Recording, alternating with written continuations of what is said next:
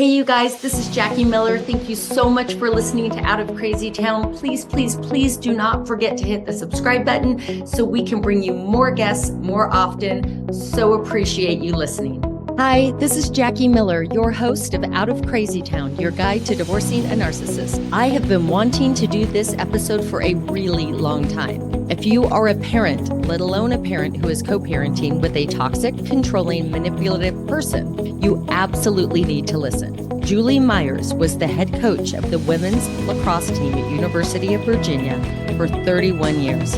One season, she got a call that one of her players had been killed by her ex-boyfriend. Fast forward to current day, and Julie is the CEO of the onelove organization, which was founded because of that player, whose name was Yeardley Love. onelove empowers young people with the tools and resources they need to see the signs of healthy and unhealthy relationships. Please listen in to hear more about Yeardley's tragic death and Julie Myers' commitment to raising awareness about unhealthy relationships. Okay, hello, Julie Myers. Thank you so much for being on Out of Crazy Town, your guide to divorcing a narcissist. I really appreciate you spending time with us today. I'm honored and thrilled to be here. So thanks so much for having me. This is such a special episode for me because when I really want the audience to listen to what I'm going to say, because I know it's going to resonate. When I was going through my divorce and leaving a really tough marriage relationship, one of the things I was concerned with primarily was that I had these two daughters that were becoming teenagers, and if they were going to get into a relationship, especially having watched one during their childhood. And I have the same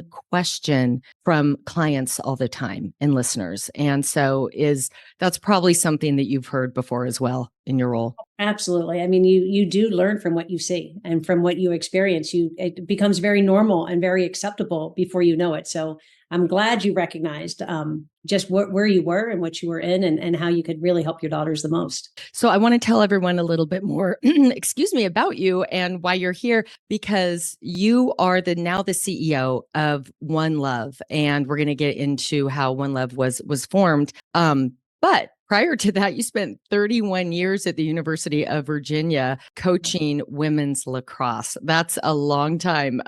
And your big connection here is that you were Yeardley Love's coach who died at the hands of her ex-boyfriend. And we were stunned and shocked. It's almost mortifying. Well, it is mortifying how much we didn't know.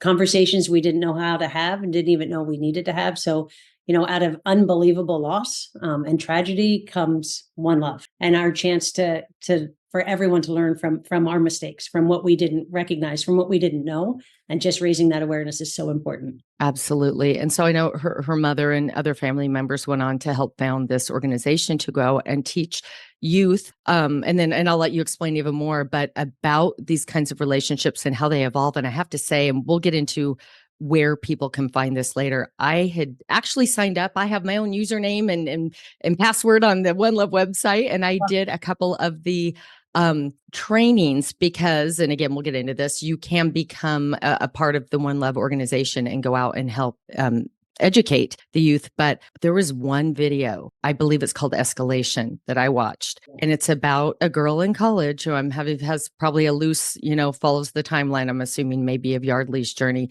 But if you watch this, even as an adult who went on to marry, and that's why I'm having you on this podcast, we were the people that went on to marry that guy. Right. It's what we knew. And we ended up divorcing them. And then we entered into this next phase, which is called post-separation abuse. And we can talk even more about that as well. But can you talk a little bit about, do you know the video I'm talking about? And it follows. Yeah. Oh, it is so true. And so it just shook my core when I watched it, because I was like, yes, this is how it happens. This is how these relationships evolved. And you guys just nailed it. Well, I'll tell you, we learned a lot. So I think, if I could go back to, Yeardley, I met Yeardley when she was in middle school. She came to lacrosse camp. I watched her grow up with a lacrosse stick in her hand with her friends all around her. And I watched her just grow as this unbelievable woman that really had her whole life to look forward to.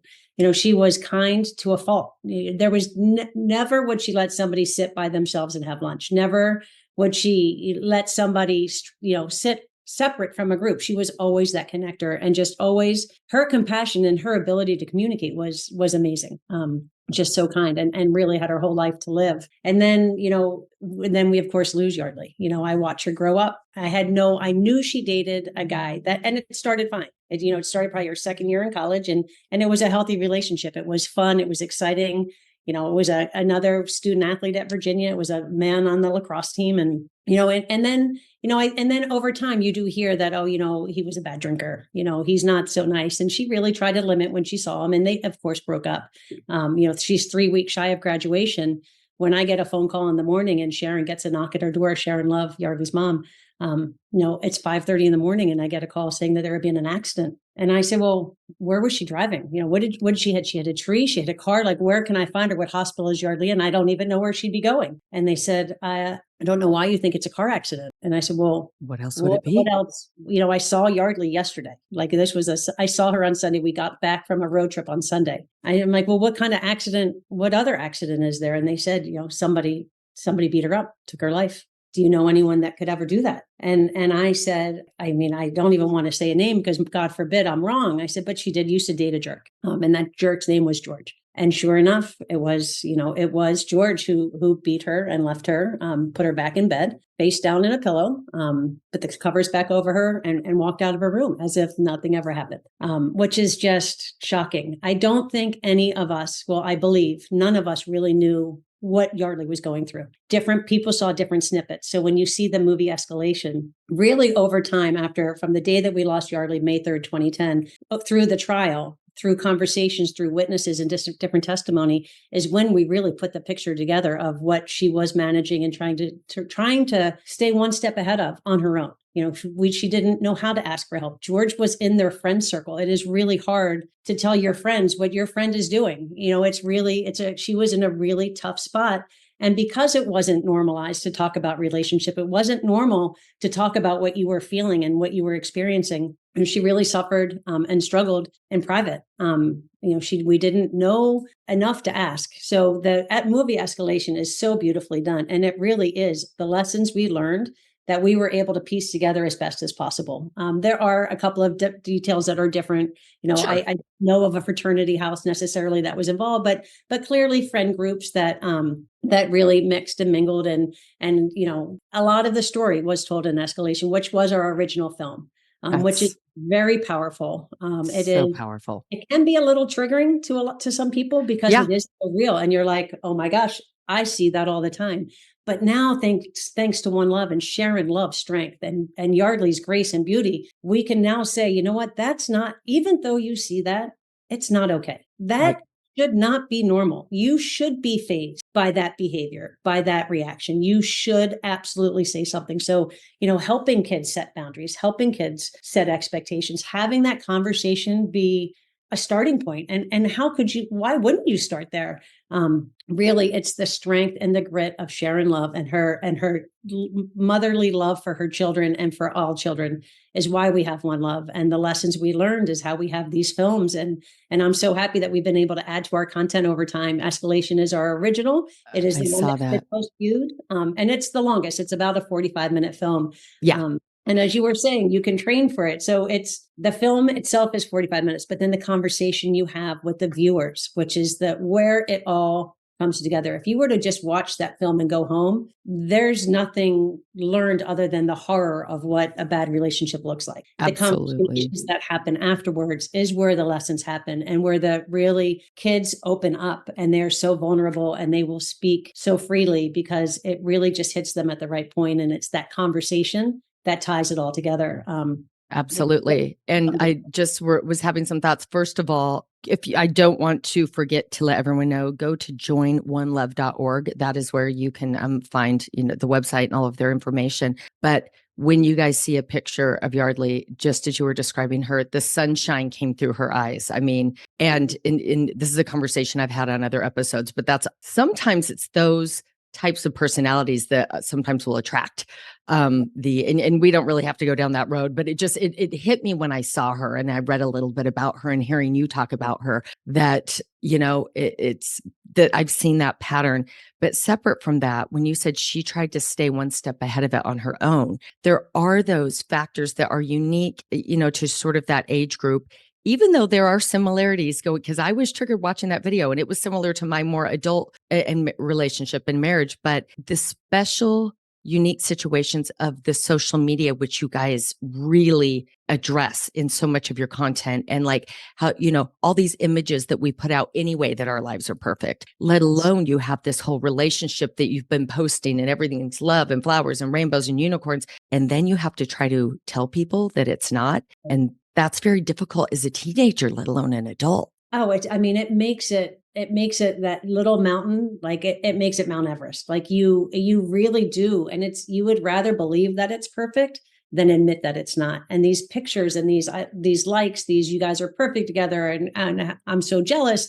All of these really positive feedback that your friends are sending, it almost makes you more stuck, because it's really hard to see it and to admit it, and then to tell the other side. Yes. And I tell my kids all the time, I have 3 kids, and of course I coached at Virginia forever, and, nobody really has it perfect. So even when it posts as like, I would love to be them, there's probably something going on. So just, have conversations, check in on the person that you think is perfect. Check in on the person that you think has it all. How are you doing?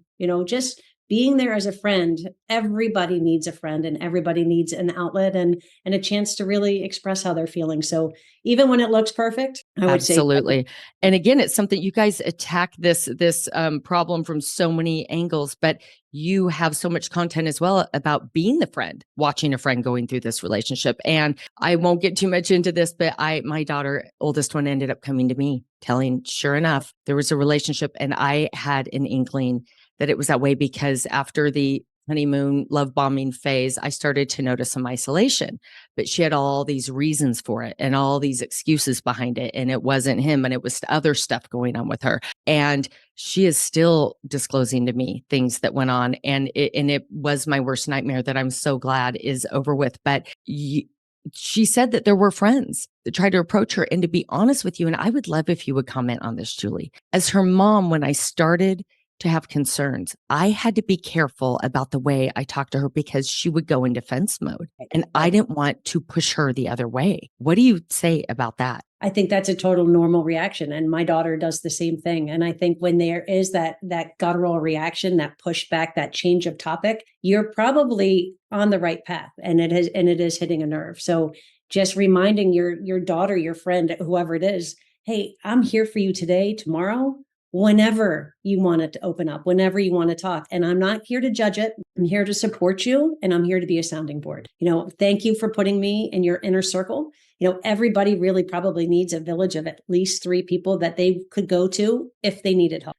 We always say it's a good idea to let your village know that they're in your village, so that they're not startled if all of a sudden somebody comes up and says, hey, let me tell you what's going on. You've been asked to be that in that circle of friends, that support group. And so that just really kind of, even having that conversation ahead of time, before it's really necessary, or before how extreme it could be, have that conversation. Like, look, I want you in my inner circle. I may or may not ever come to you, but I want you to know I look to you. And so again, as a parent to the daughter, it's that conversation, like every relationship, it doesn't end on the first one, the second one, the third one. It is an ongoing process, and just really reassuring your friend, your daughter, who it is, like, you're not there to judge it. You're there to support. You're there to help, because you love, because this is what love is. It is unconditional. It is kind, and it is patient, and it is here no matter what time of day. And that, as our research has shown, has always been helpful. It doesn't get the conversation on the first time necessarily, not always.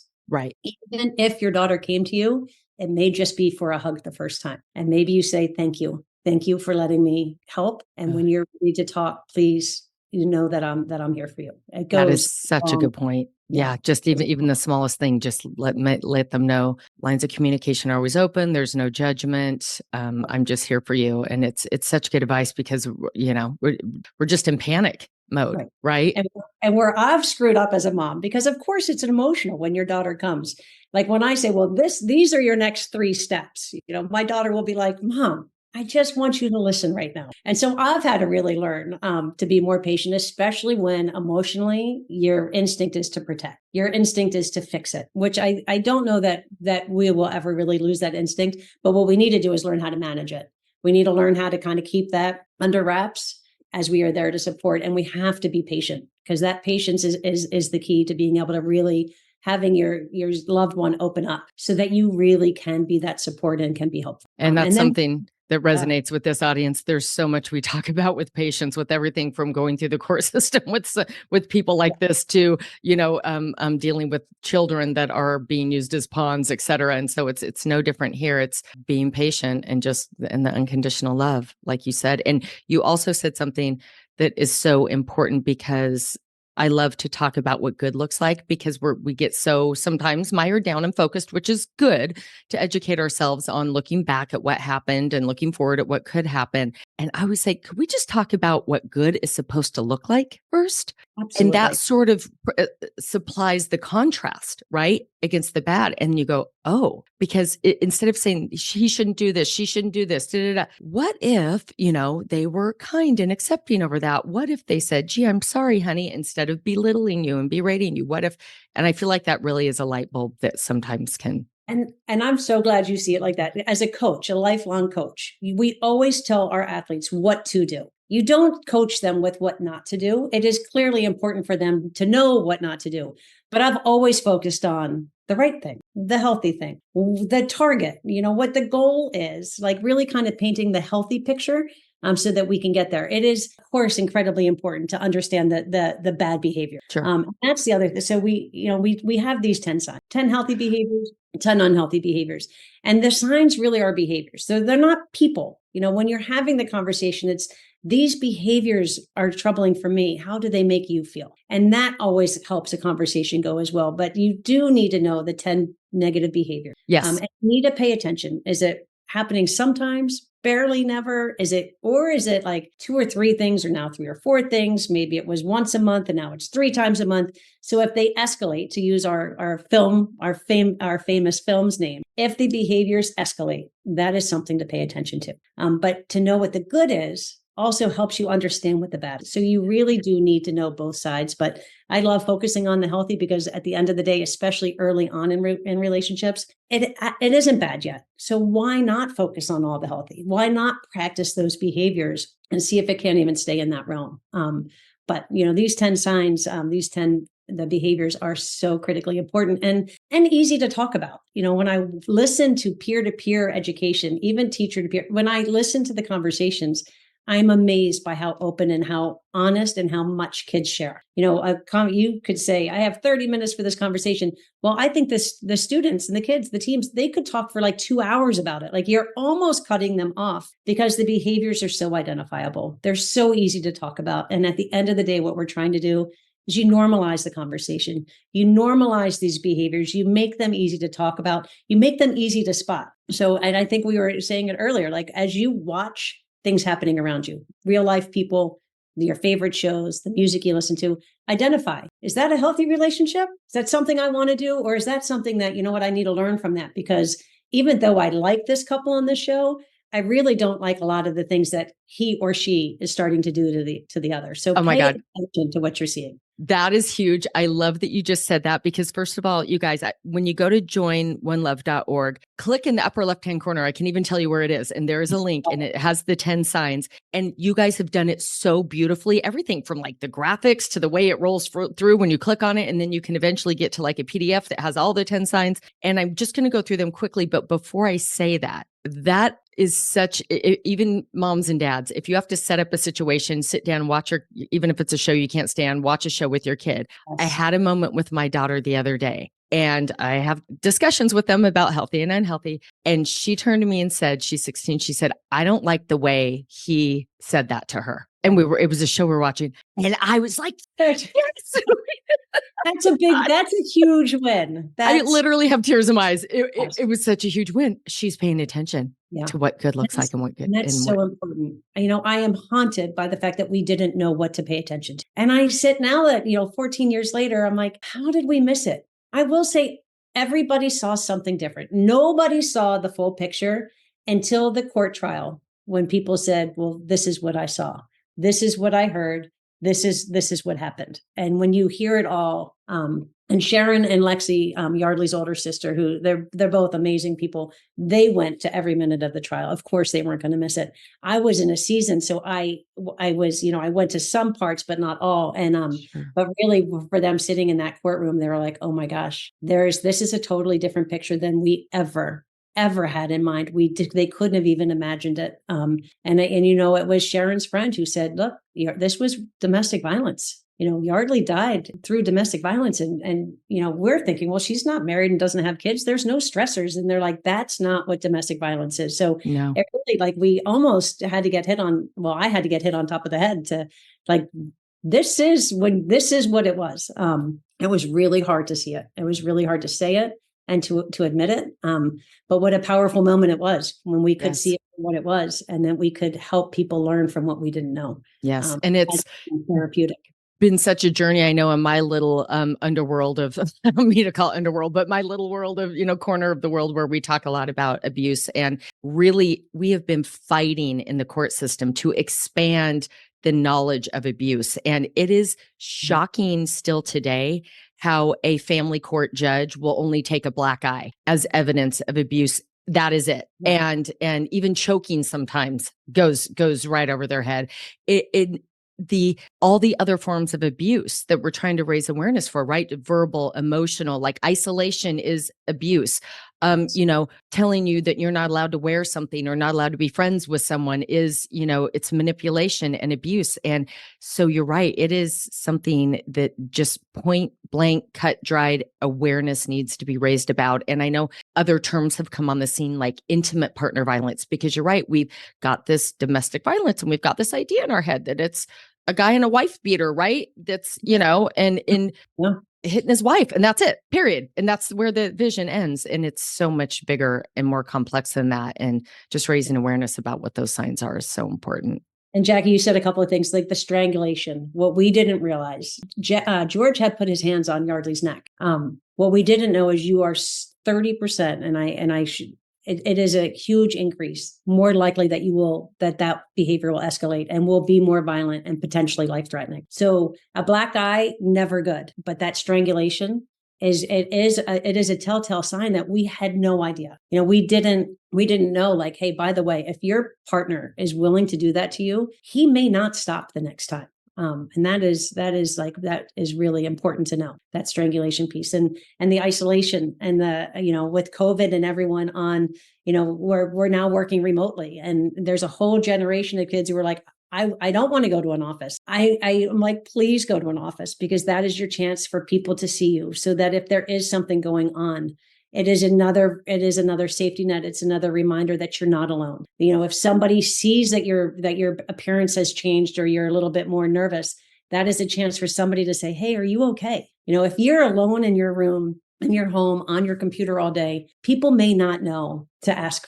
how you are. They may not see what you're going through, because it's just hidden, it's hidden behind closed doors. And I understand remote work is here to stay, but right. I think whenever people have a chance to go in person somewhere, like, make sure you go meet a friend, make sure you go out to lunch with somebody, make sure you are present and out of your house in front of your friends and your people in your community sometime, at least a few times a week, because that can really help keep you more connected to the outside world and more connected to your inner circle. The people that can really help, they just have a better opportunity to be able to do that. Right. And the other ignorant side of abuse is that people don't really understand how dangerous it is to leave the relationship, and which is why they stay in. So why it's so important to have anyone in your inner circle, and any friends or a parent, let them know, again, no judgment, come here anytime. It's okay.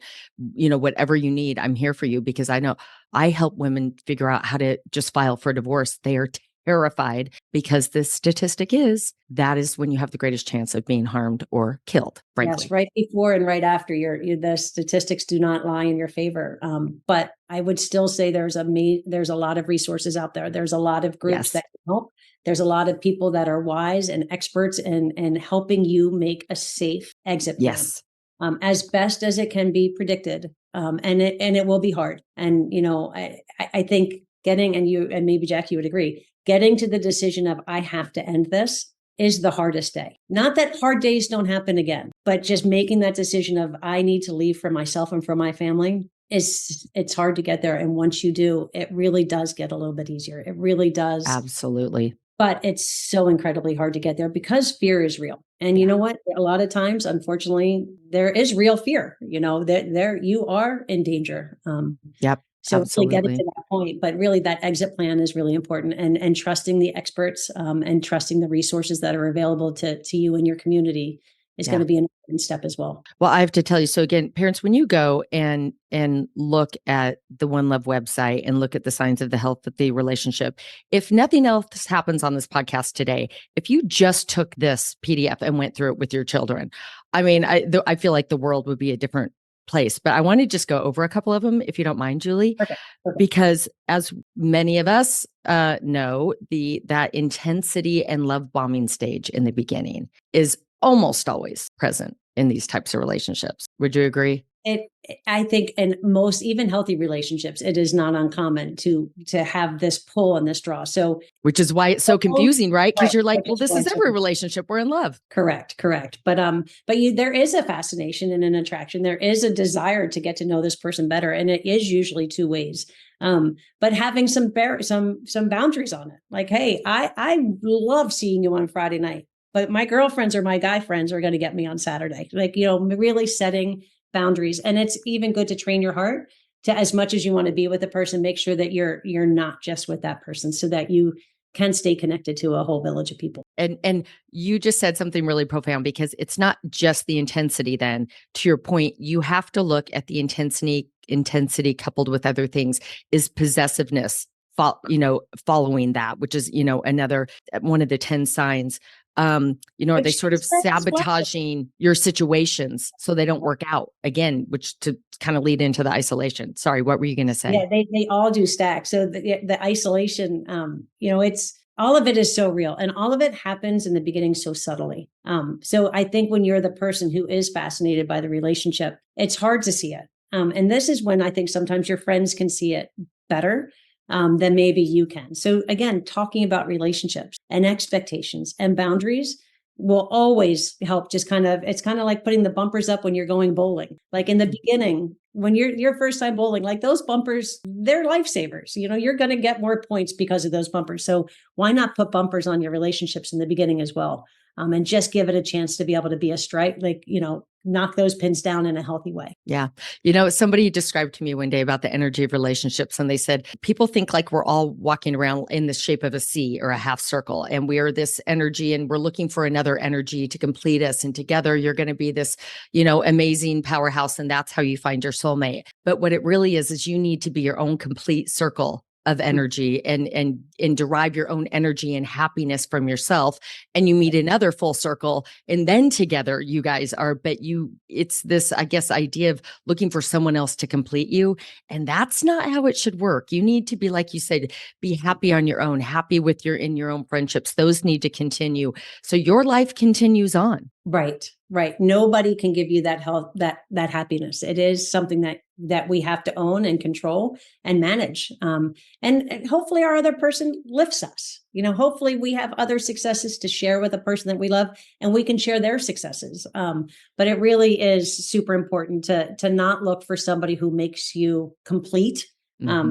Makes you better, maybe in some small little ways, in terms of they motivate you, they inspire you, they help just support you. But they support you, right? And there's no room for jealousy and support. So if it doesn't feel right, early on, I would say, hey, let's have the conversation. I feel like maybe I feel like that behavior was maybe a little bit jealous. Like, I just want to make sure that we're on the same page. Again, because if you roll with it 2 times, 3 times, 5 times, you're really telling your partner it's okay. Like, you're okay with this intensity or this jealousy. Like, so really having that conversation early, so that by not saying something, you're not putting the stamp of approval on that behavior. Right. And that really boils down to boundaries, because they are going to test boundaries. You're right. And if you kind of let the first one go and then you let it go again, and your instincts tell you, but right, you make all these excuses in your head. And that's where, if, the unhealthy love bombing is playing, because you're like, well, but it was so great. And he's really, or she's really this person. So you let it slide, but you just, I guess the point is you can't let it slide. You at least have to have the conversation and say, I'm not comfortable with that. That doesn't fly with me. Be in tune to how it makes you feel and be willing to have the conversation. It's so important. And I love that you talk about excuses. Like we do give excuses for things that we don't want to change or that we don't feel like we can change. But I would say really caution yourself against too many excuses. Don't give a behavior a reason. We were drinking. We lost a big client. We stayed up all night because the baby didn't sleep. Like, don't give it an excuse. It is so important to see it for what it is. And sometimes it may not be a big deal, but recognize it. Like, hey, this isn't a big deal, but I do want to talk about this because this is how it made me feel. And I think if that becomes a normal part of your relationship, it should be healthy. It should be awesome. It should be a great platform. You don't want to, I would say you don't want to be a nitpicky person, but at the same time, if it makes you feel a certain way, be a nitpicky person. Mm-hmm. These are your guardrails to your relationship, and you're helping it stay in that healthy category. And by the way, healthy relationships will do unhealthy things. From time to time. Well, we're not like perfection. I don't know. I don't think it's a real thing. I think it's kind of a Agreed.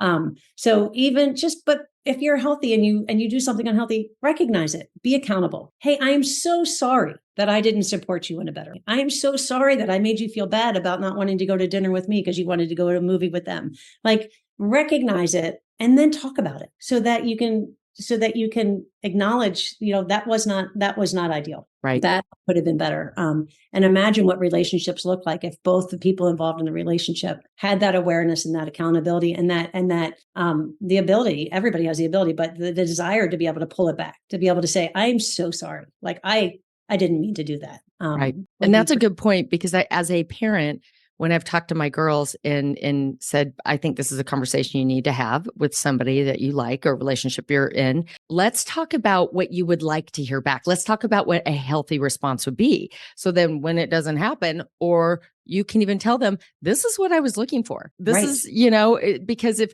they are teenagers, they are learning, which is where I think a lot of the excuses that can come in. Right. And so, but you need to say, what I was looking for you to say is, like you said, I'm really sorry. That's not what I meant to do. And I will always be aware that that's, something that you're uncomfortable with in the future. I care for you. And, that's how powerful is that? I mean, it's so beautiful, powerful, and so simple. But I know when emotions are involved, the simple things like what we see as simple right now, we're not emotionally charged. Like, it is simple. But that's when you're like always kind of temper like that knee-jerk reaction to explode or to fix or to jump in. Kind of temper that as well so that you can have a really meaningful and calm conversation. And so, okay. So if people are listening to this, or parents, and they're like, oh my gosh, I want to go to this website and learn, or, get involved, or teenagers to even get involved. There's so much on there. What are like the big things to hit to let people know how that they can really use One Love to their benefit or in their community? So a couple of things, like certainly go to the website, joinonelove.org. You can learn, there's over 250 different pieces of content, different little films, little snippets, longer films, conversations, blogs, did you knows, little 30-second clips, all the way up to that escalation 45 minutes. But take a look around and see, and just get familiar with the website. If you take the next step and you're like, you know what, I want to help educate my community. This team, this group, this school is important to me. I want to bring this education to them. Take the time to sign in like you did, create an account on the Ed Center. The Ed Center is where all of the content lives. You have to create the account so that we know when you go in and that you're trained. So when you're taking things out of the library, just like with your card, we know that you have it. And then you do this workshop, and you hopefully have your workshop attendees finish the survey. So that survey is how we then record. Did it work? Did they learn? Was the impact what we expected it to be? And everything we do is researched and evidence-based. So take the time, if you're going to do the workshop, to have everyone do the survey at the end. That is how we stay on our game. That's what keeps us great.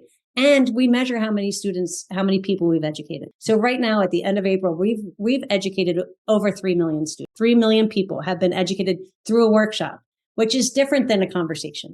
So we can't even really measure how many people are taking conversation starters down, but the content with the films, we do want to be able to measure that. If you're a high school student or a parent that's involved in a school or anything, encourage your kids to start a One Love Club. We have a team of people that help support these One Love Clubs and their leaders in particular. Did you think about this content? What about this activity? How about advocate for, a healthy relationships in your school? How can we support them become young leaders? Because those kids can really force the change. That would be our mobilizing of the millions. We want everything. And this was really important to Sharon Love. She does not want anyone to say, I couldn't afford to learn. Yeah. I didn't have money to go to that website. I couldn't pay for that content. She wants it to be free. But the charge of that is, as the CEO, now I need to find donors. I need to find funders. I need to find generous people and maybe corporations or family foundations who can help us keep our content up to date, keep our staff moving and grooving, getting the word out, bringing people in. How do we continue to stay on our game so that we can impact millions of lives and relationships every day? So that task as a CEO becomes a little overwhelming. We have a team of about 35 people and we're coast to coast. So we're a national organization, but we do have teammates in Florida, Virginia, Boston, New York. We have Seattle, LA, and San Francisco. So we are coast to coast. But really what I need to do is I need to support my team in creating the content and distributing the content and supporting the leaders and making sure that we're evidence-based and we're research and we're measuring the impact. So the machine of One Love is pretty extensive. I've learned a lot in my not quite 1 year. But it is important to Sharon to keep everything free. She wants this to be accessible to every single person, no matter where they live, who they love, what their family dynamics are, what their life experiences have been. This is for everyone. Healthy relationships, everybody deserves one, and they should be free. So what we're trying to do is, how do we help everyone? It does, again, north, south, east, west, doesn't matter. Every relationship, these 10 signs really do transcend all of it, no matter who you love. No matter if even adults, even our target audience is really 11 to 24, but this really is ageless. There is no. It's ageless. I mean, I'm thinking about all the conversations I have with women who are like, should I go out and date again? I'm afraid, let alone afraid for my children. And I'm like, just go get the 10 signs. Yes. And then, you hope and pray because that's normal. But you do, then you're like, all right, just commit to yourself that you'll start with having conversations. Commit to yourself that you will try to keep as best you can those guardrails on that lane so that you can have a healthy relationship. Not perfect, but healthy. Set those expectations, set those boundaries. And by all means, keep your inner circle in your life. Don't ever bump people out because of your significant other. Like really, it takes a village to be able to get through life and thrive and shine in life, which is everyone's goal. So don't knock people out just because you have fallen in love with somebody. Yeah. And then do you have like specific outreach to high schools, or do you recommend just what you said earlier, which is, starting clubs is the most effective way? We do have outreach, but clearly there's way more high schools and way more communities than we have people. So, but a podcast is a great, just raising awareness. Like, how can you bring this to your school? It could be, going to your athletic director. Teams have always really jumped on board sooner, but I want the chess team. I want the band. I want the school to benefit. So a lot of outreach goes to school counselors. It goes to maybe your health and PE teacher. Before sex ed, it seems like you should probably talk about a healthy relationship before you talk about what you do in a relationship.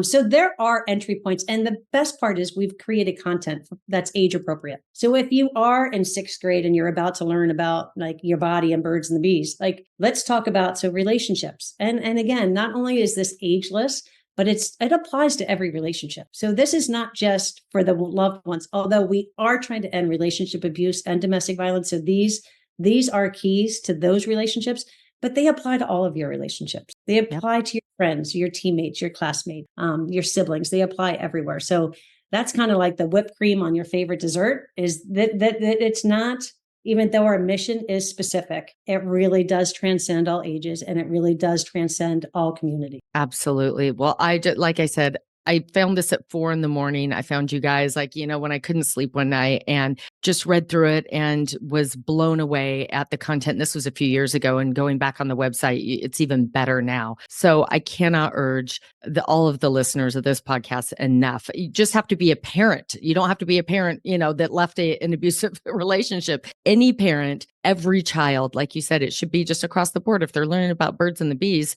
this is definitely something that they should know as well. But there's free, easy content you guys can get on there, right away, and then dig a little deeper if you want to, get involved more. I definitely think everyone should run to their high school and figure out a way to either start a group or shake all the counselors and say, when are we running a year-long program? All the stages. Right. So every grade has to go through this. I feel that passionate about it because it's such an amazing organization. It's so important. I love it. I mean, even just having posters on your walls, give kids something to read, like as they're waiting in the cafeteria, if they're, in their locker room, on the bathroom stalls, like wherever you have a wall, and kids may read something, like just plant the seed, and you'll see that the conversations will start happening. And when you go to the website, you'll understand why this is so important. It's over 1 in 3 women will be in an abusive relationship in their lifetime. And unfortunately, it's 1 in 3 men now. It affects everyone, and hopefully not you specifically, but I can tell you it's going to affect somebody that you care about and that you love, because the statistics just line up that way. So there is some eye-opening research that you'll see as well, where you're like, wow, you know what? Even though I seemingly have it all, I can be vulnerable to an unhealthy, abusive relationship. Like I think it lives in places that you don't expect it, because emotions and relationships, they can become unhealthy if you don't know, and if you don't have the conversations, and if both people don't understand the 10 healthy signs and unhealthy signs, things can go askew pretty quickly. So it is important for both people to understand healthy, not healthy. If one person in a relationship gets it, it's probably not going to be enough, because there's nobody on the other side keeping them accountable. Right. And that's really interesting you say that, because I really didn't think about it from that perspective. This is an incredible opportunity. I know when I was learning a lot about narcissistic personality disorder and all the cluster B personality disorders that are, you don't want to be in a relationship with someone.